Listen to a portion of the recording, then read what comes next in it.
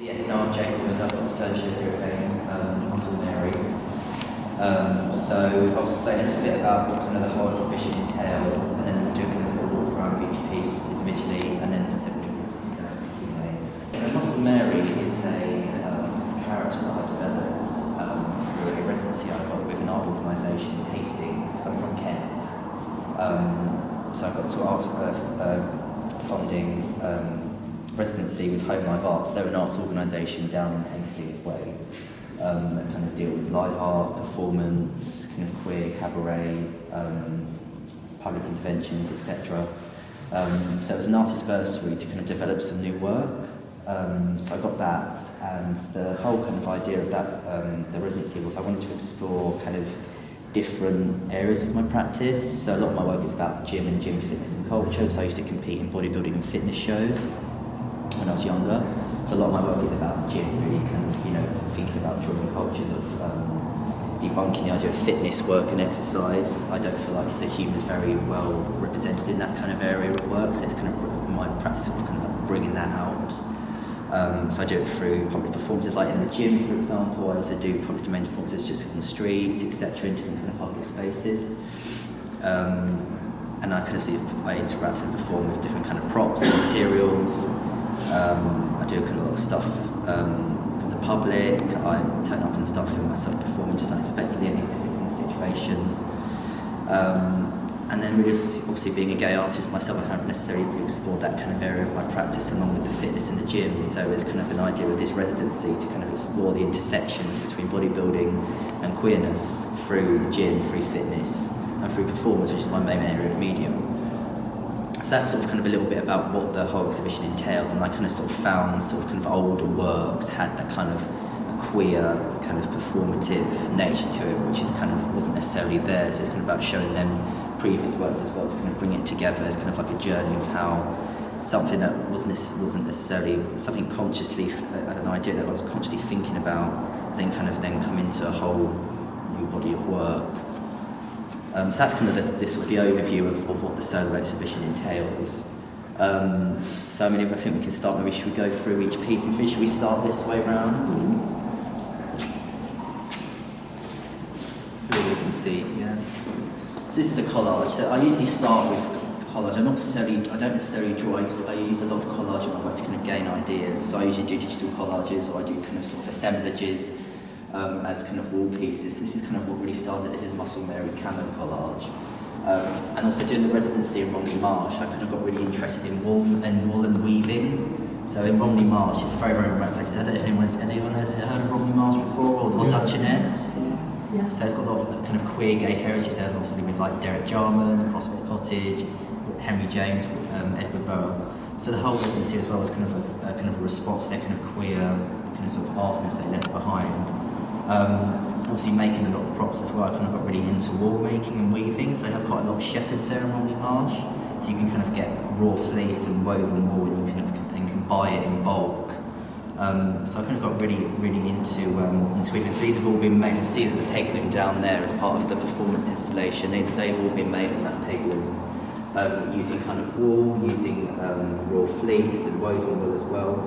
And then these kind of camo bodybuilding pants is every pants you'll see on the wall pieces is what I've worn when I've competed.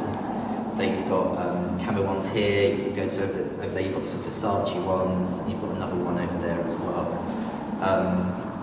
So they're it's kind of bringing that kind of bodybuilding and kind of like a queer kind of camo, because I'm interested in camo as well as a kind of queer kind of material and idea. It's kind of bringing them two together with this collage, and I like using a lot of performance stills as well, so I kind of sort of cut up performance stills and video stills of my performances to make into collages that can sort of kind of trigger and elevate new works and new ideas. And I sort of necessarily didn't think of them as kind of works to show in a kind of an exhibition, but I don't know, I just sort of kind of found it really interesting as a kind of a starting point then to develop a new sort of body of work, and something that's not necessarily kind of just like a prototype or an idea that's just in a sketchbook. I feel like these can definitely hold their own as works themselves. Yes, so should we go through to should we do the protein bars? So these are some protein bars. quite newish work that I've made as part of the residency work. So if you want to come, you can come a bit closer if you want. So they're made out of jasminite. So they're a plaster cast and then they're made out of jasminite. And I kind of sort of made the packaging myself, sort of photoshopped some Muscle Mary kind of protein bars, kind of like the humorous way really. I'd quite like to make some more kind of collections of these, like a Muscle Mary protein shake, a Muscle Mary kind of pre-workout. This is something really interesting because I never actually worked with jasminite before, or like a new kind of material. And I kind of got some ideas of how I want to kind of bring them into the gym. And like the gym, you've got like these gym vending machines now with all these protein bars and different kind of sports drinks and stuff. I sort of kind of want to sneakily hide them into the gym somewhere, which could be quite interesting, potentially. And as we move closer, I'll show you the packaging as well as we move around. So that's the protein bars, and then there's another one of my Muscle Mary Versace wall pieces. So these pants have actually been nicked. I had a coach when I competed, and I've nicked all 4 of them. So I've actually paid for any of them. I don't actually know if they've got them, if they know about it or not, but I mean the wall, and also I've experimented here with kind of dyeing as well. When I was in Romney Marsh, I was doing a lot of weaving workshops with the community there as part of, they had like an Art in Romney Marsh festival as well, which I was doing some work as an intern. And we were doing these kind of wall weaving workshops with a few people that were kind of sort of specialist in it. And we started dyeing, so these have sort of been kind of dyed here, and on the cake as well, it's dyed berries and stuff, so you can sort of do different, you can make different kind of homemade dyeing. I mean, some people are really into it. I haven't necessarily explored it as much yet, but I'd definitely like to keep that going. But obviously you've got dye here, you've got raw fleece, some woven wool as well. It's quite a thick piece. And when you do it on the pegling, you can do it as long or big as short, or as long as you want, and you just sort of kind of cut off, then you can start again. And you can add to it as well, so you can make like a massive wool weaving object or thing. If you like, it's quite an interesting kind of meditative process, the idea of weaving and stuff, and it can be, also incorporated into a performance. And they've got the still there from my Muscle Mary performance, which we'll move on to now. So this is kind of the main, this is kind of where I start to make the main first piece. So it's a Muscle Mary performance to camera work in Romney Marsh. So I'm playing with the landscape, I'm querying with the landscape, and it's kind of almost about kind of breathing and birthing this kind of Muscle Mary character. Muscle Mary was a term that they used in the 60s for gay people who used to compete in bodybuild and have well-developed muscles. So I wanted to kind of bring kind of like a contemporary character, queer Muscle Mary, to the marsh. So I'm kind of doing exercise, different kind of yoga poses on the landscape.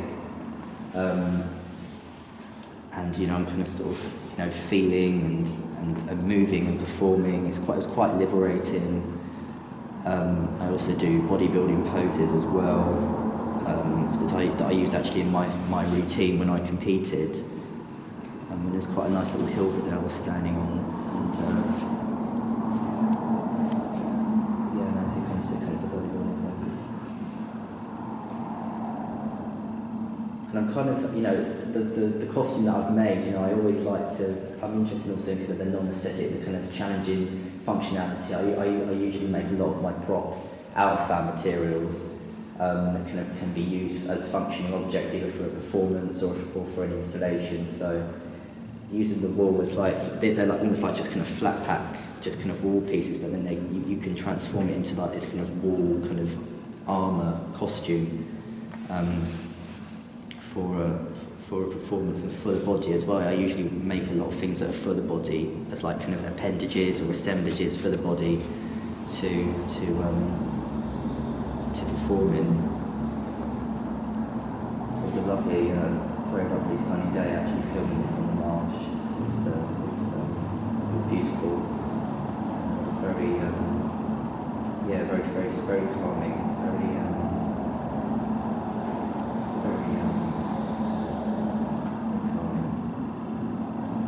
It was nice actually to perform outside and perform into a different space compared to I've usually performed in like some busy gym situations and busy places on the street and in public, so it's quite nice going to a different space to perform. And then over here we have the other protein bars in here if you want to take a look inside. So I made some Muscle Mary protein bars packaging, so there's 2 others in there. But yeah, they're really quite interesting. I want to definitely develop this piece of work further for some other performances and from some other installations, definitely. And then as the costume here, so feel free to take it around and touch it if you like as well. So you've got the cape here that's been dyed, and then you've got this is part of the light performance last night. So the light performance, I'm sure some of you I saw that were here last night, it consisted of me coming in to sort of kind of facing the mannequin, taking it off the mannequin and starting to assemble it to perform and wear.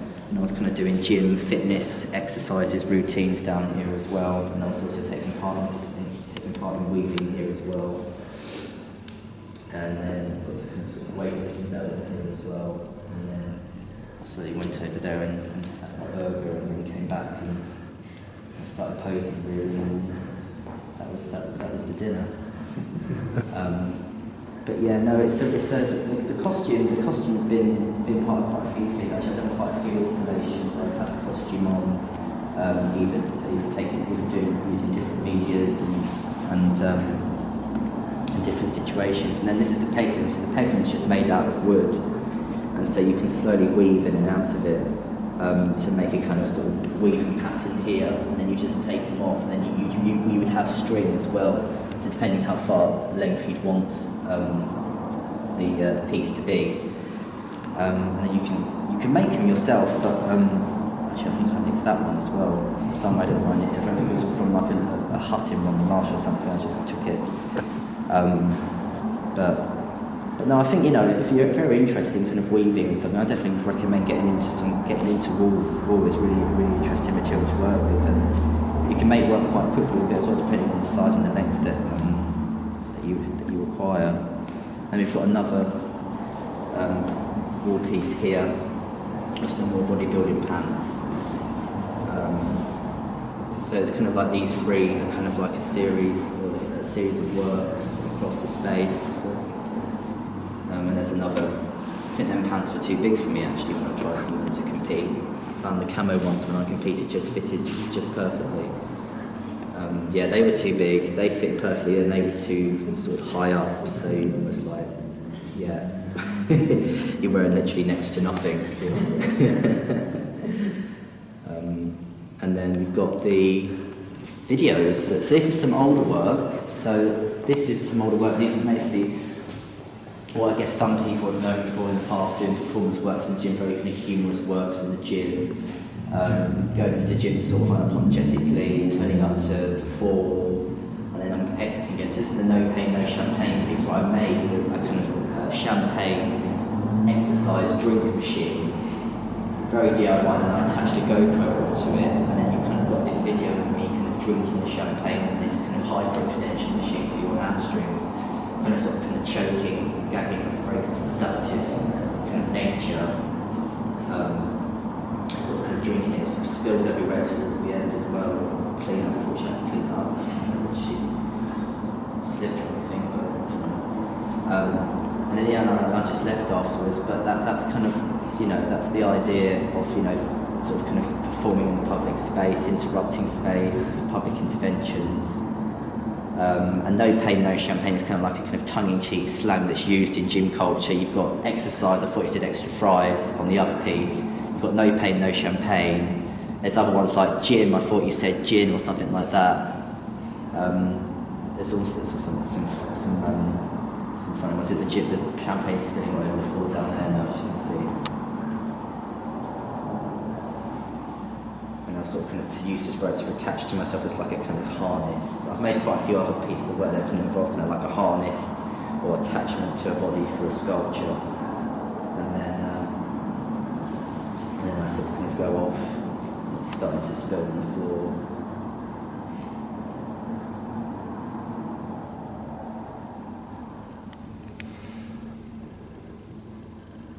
It's still slowly dripping down.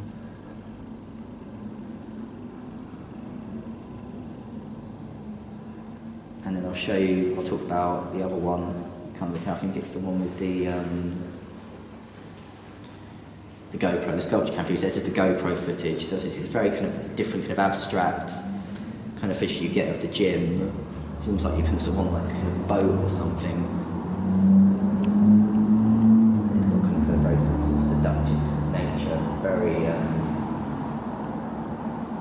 can sort of also, if you can hear the sound of him kind of choking and gagging on it. Or other people, exercising over there. You've got some bloke over there just doing some raising. But that was kind of interesting, sort of playing all these different kind of camera sort of perspectives as well. Sort of, I've done performances in the past where I've kind of just had like a camera just facing the whole view, so it was quite interesting to try out this different kind of camera using the GoPro. It's quite interesting because you don't actually see the sculpture at all. You just see my face very, very sort of close up, kind of choking and gagging really.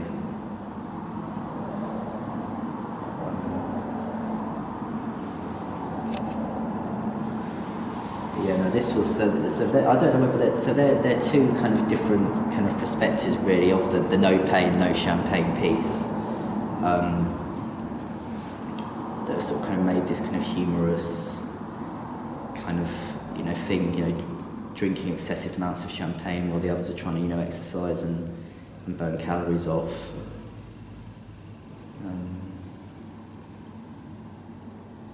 Yeah, and I think I actually did a workout after performing there. I think I did.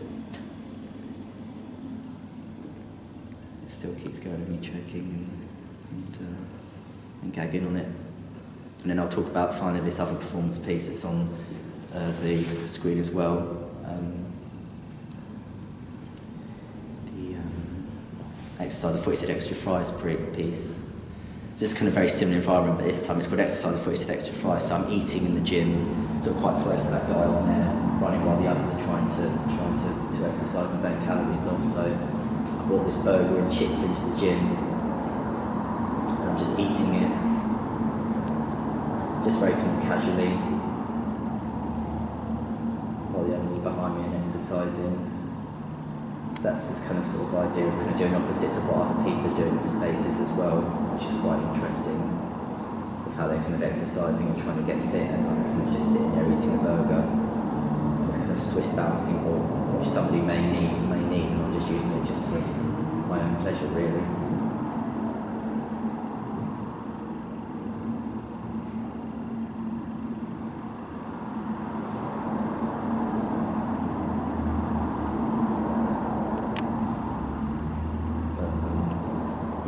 But them two videos, obviously the two kind of eating videos, are sort of kind of about that humour. They've also got kind of that kind of queer kind of DIY using props and food and stuff to make a performative work. So yeah, that's the videos on there. And then should we move down to here with the burger piece, which was also part of the performance last night as well. So the Swiss ball. Because I quite like using the colour bin. I quite like it as a kind of object, and I kind of just took the burger out, ate it while I was performing. I was sort of eating it off the floor. I was sort of doing like these sort of kind of push-ups while I was eating it as well. Not very good for indigestion, but and then you've also got the wall landscape piece as well, which I kind of sort of see kind of Wool and Romney Marsh as a beautiful landscape with the camera as well as kind of like these wall pieces. So that's dyed as well. So that's another sort of kind of very kind of light dye wash that we did in Romney Marsh as well of the workshops. But yeah, no, usually I like to show either the performance with the props in an installation. It's been quite interesting because the last few things that I've done have been mainly live performance based. So I've kind of had props and it's kind of changed the installation and kind of changed it in a different way. Or I kind of show kind of the aftermath of a performance as well in different situations.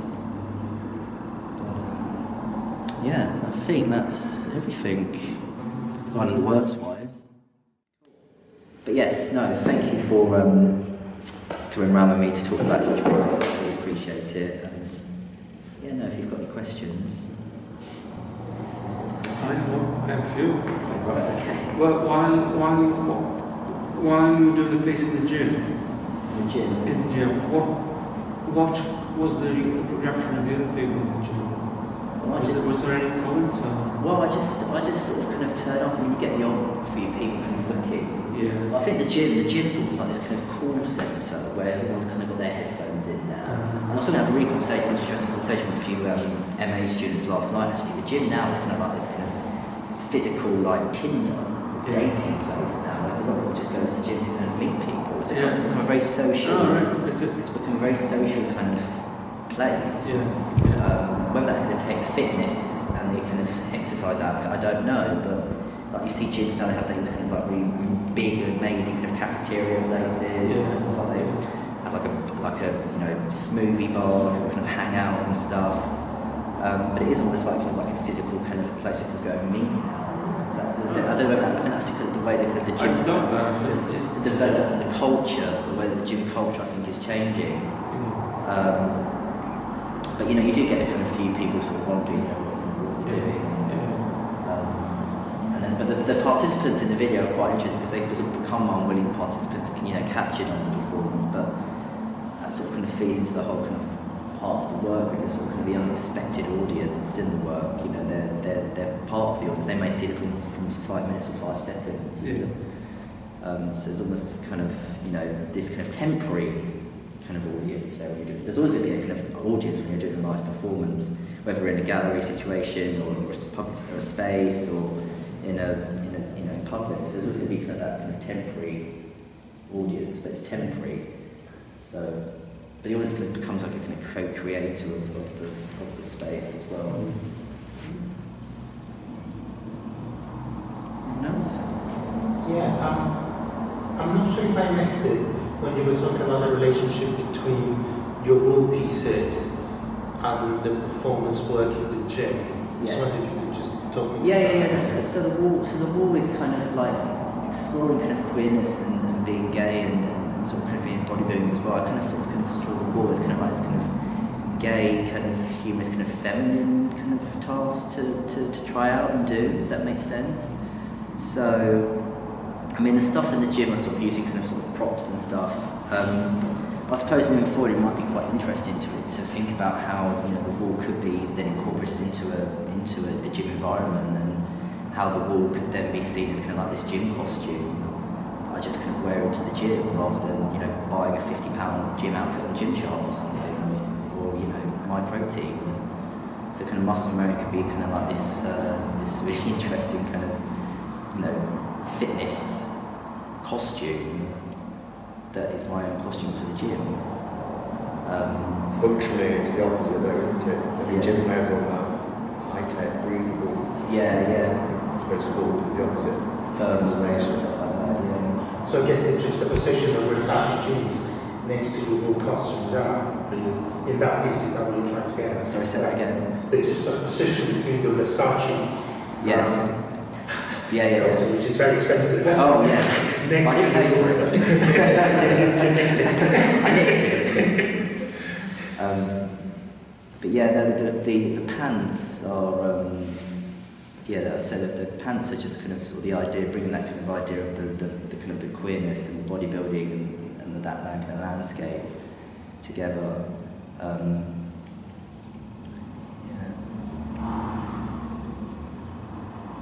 You partly answered this. I mean, I keep myself fit. I do press-ups and sit-ups and walk around. But I feel no need to go out and mix with other people while I'm doing that.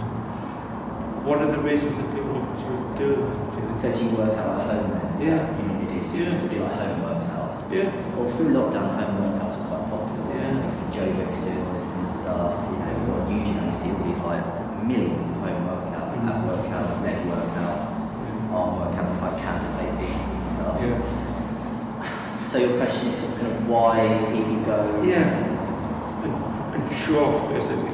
I think but your answer, the first answer, almost told me that people want to meet with the people. I think that's what it is. And socialise. I was going to say something similar to that question. I mean, going to the gym is not the same as bodybuilding. What your relationship is to bodybuilding in terms of it's a sort of, well, can be a competitive What's sport. interesting now, I mean, some gyms now are opening and have like dedicated bodybuilding gyms where the members there are literally just there for like competition prep. You know, they've got 12 weeks to get lean or shredded for a show, and it's extraordinary. Like, you just go into one gym and there will literally just be so many people just dieting, doing their, you know, some gyms now even have dedicated posing studios for like posing techniques, with like posing coaches, which is a thing now as well. But I suppose obviously you've got your normal pure gyms, you know, Anytime Fitness, places like that, JD gyms now open where I suppose people just go there really just. And a lot of people also, you know, they go to do like classes, like spin class on a Saturday morning or something like that, or you know, an evening spin class or a body pump or something like that. But I think that kind of social thing is a lot more.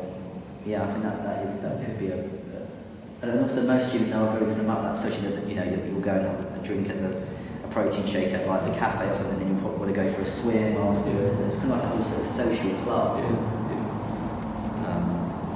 Whereas me, I'm lonely, you see. But I'll tell you quite enjoy, quite happy just exercising. I would say I enjoy it, but I do it in order to keep fit and healthy. I think as long as you enjoy any sort of competitive. I mean, I think the bodybuilding for me, when I competed, it was quite a painful process where, especially kind of getting ready for the show and stuff, and I was down to about 5% body fat on the shoulder, which is not a healthy weight to sustain for anyone. It just kind of it sort of takes the enjoyment out of it. You just get, especially when you don't necessarily win. But the mere fact of having other people around you helps you to carry on. I think so, especially when you've got like-minded people out there, because it's a very disciplined sport. People get up at 5 o'clock every morning, eat 6 meals a day, prep, train on time, you know, have their meals on time, do their cardio on time. It's almost kind of like this very kind of fitness discipline regime. You've got other people in a group doing that. I think that keeps you accountable then to sustain it and keep going. Where were you this morning, sort of thing? Do you have artists that you feel that you're building or take inspiration from? No, definitely. So I take a lot of inspiration from kind of the avant-garde 60s artists like Bruce Nauman, Robert Morris, Rauschenberg, and also kind of contemporary stuff like Matthew Barney, and artists like that, kind of the American, you know, kind of 60s artists kind of pushing that kind of performance, sculpture, especially Barney as well, how he shows his kind of installations. There's definitely a lot of inspiration from there, and also sort of the video and the performance element of that as well. With Nauman using his kind of sort of bodyism, there's a beautiful quote actually from a text by Dan Graham called "Subject Matter." It's called "Rock My Religion." I recommend the book, but he talks about Nauman as both artist and material. I mean, that's just such a perfectly precise way to sum up Nauman, and I sort of kind of see that as inspiration to be both artist and material through performance art and through my practice.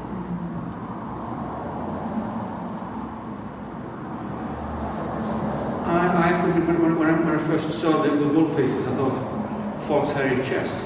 Did that ever come into your mind? No, I don't have a hairy chest. It's quite funny when you compete, you have to shave everything. I went for a whole kind of full body wax.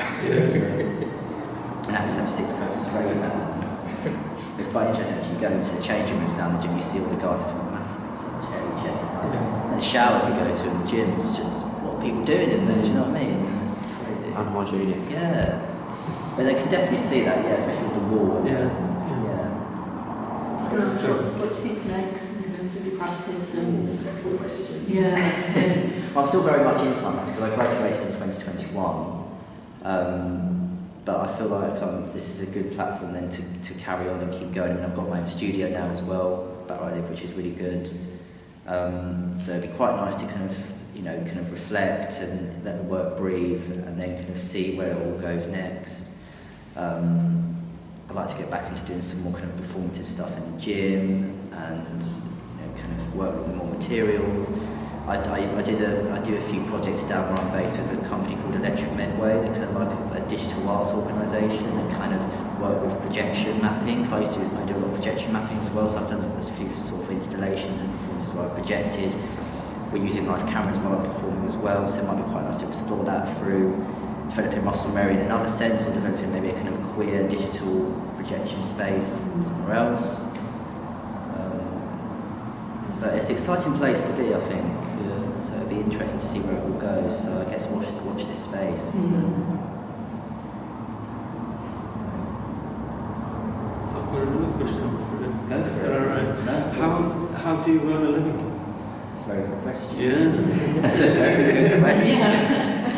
Which needs to be answered, doesn't it? Constantly feeding stuff. Yeah. No, honestly, I've made some income through being an artist, which has been great, but I work at university. Right. So I work at University for the Creative Arts in Canterbury.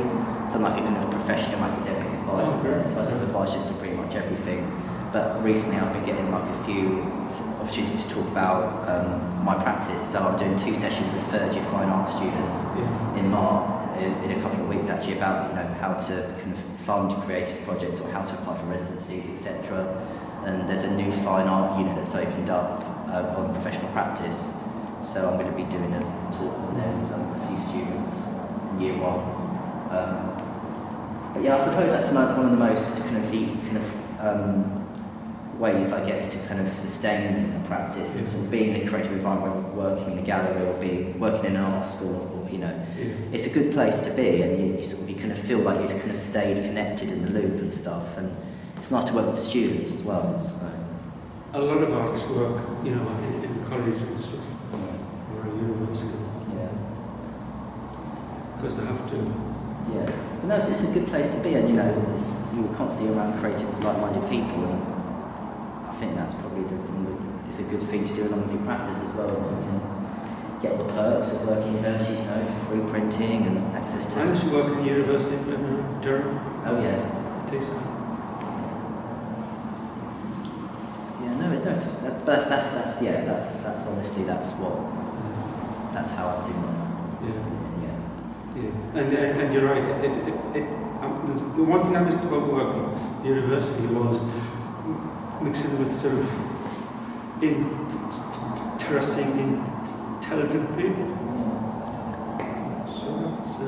I sort of get a lot out of working with the students, and it sort of feeds into the practice itself, and it makes you think differently, and it's great to see at the end you've got all the degree shows when the students doing well. We've got a nice gallery as well, the Herbert Reed Gallery at our Canterbury campus, which is a lovely gallery.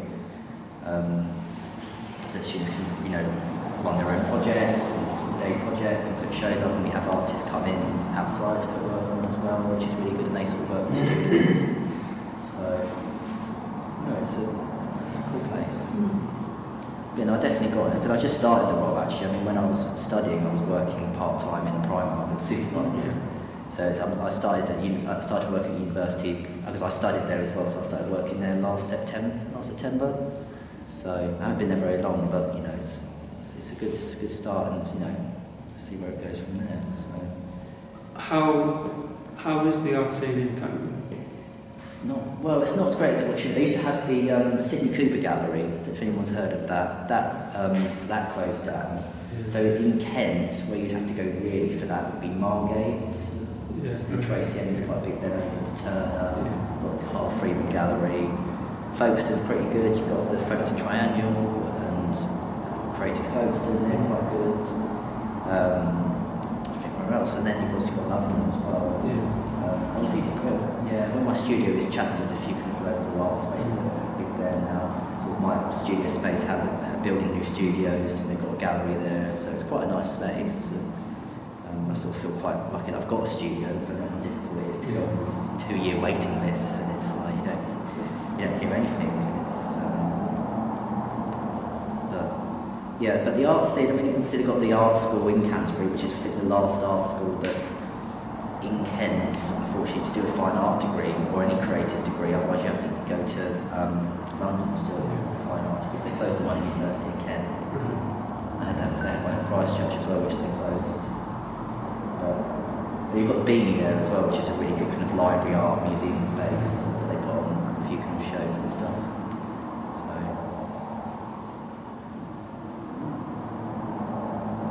Can I ask one last one to go back to your work? How sort of, as you young artists just starting out and is building a sort of body of work, but a lot of it is actually physically ephemeral. Yeah. Like it's not really sort of even sort of object-based plant-based stuff that's here is sort of quite close. Yeah. Yeah, I mean, it's not sort of, I mean, it's sculptural, but it's not really sculptures. No. It's not making objects so much.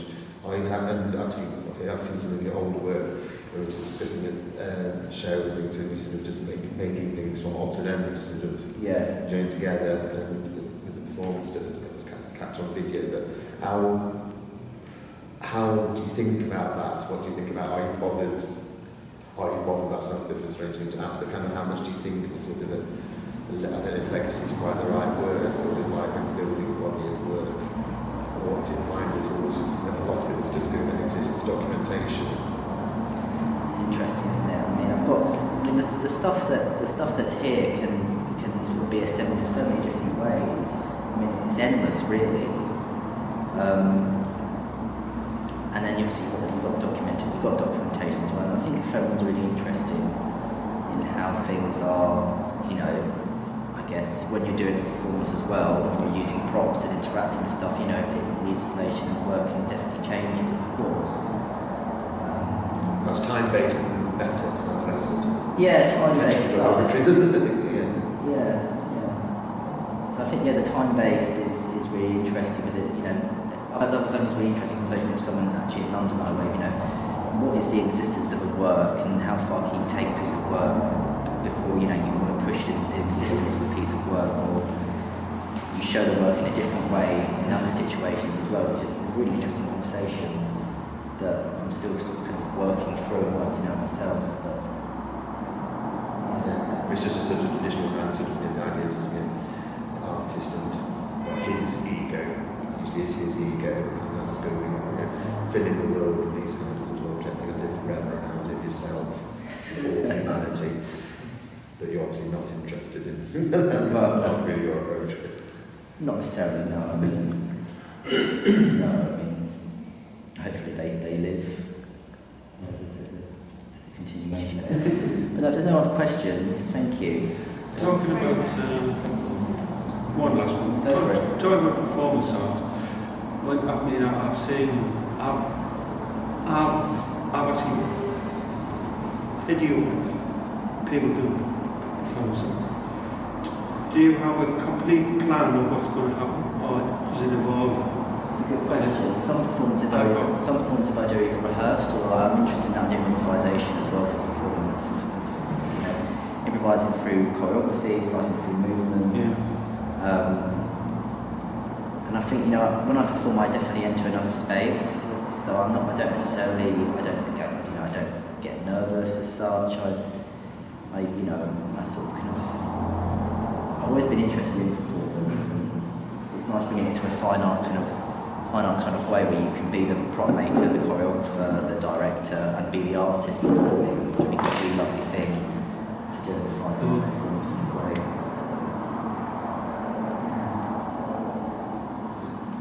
So thank you. I mean, people been about sort of last look at the exhibition. Yeah, of course. I'll still be here. If you want to have a chat, please do. The pressure of the group while the rest of you all fill in this form. You're not going to be leaving out.